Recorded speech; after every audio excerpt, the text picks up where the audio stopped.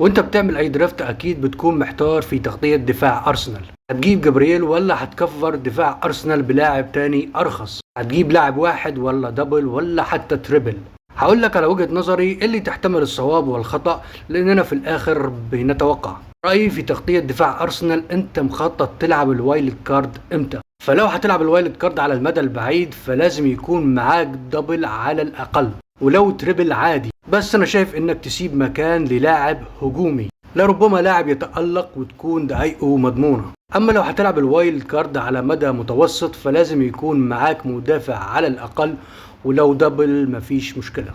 اما لو مقرر هتلعب الوايلد كارد بعد اول توقف دولي، والموسم ده اول توقف دولي هيكون بعد الجولة الخامسة مش التالتة او الرابعة زي ما كان بيحصل في المواسم اللي فاتت، والتوقف هيكون 3 اسابيع مش اسبوعين زي ما كنا متعودين.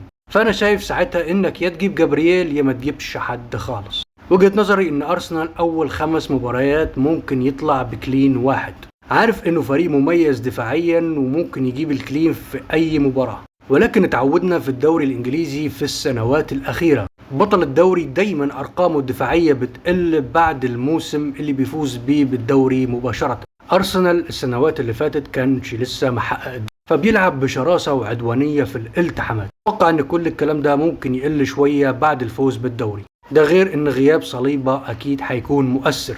وليه انا قلت جابرييل بس لو انت هتلعب على 5 جولات؟ لان مدخل نقاطه مش كلين فقط، وارد جدا خلال اول 5 مباريات يسجل، ده غير صعوبة المباريات هتخليه يجيب الدفكم بسهولة، ونشوفهم خلال اول 5 جولات.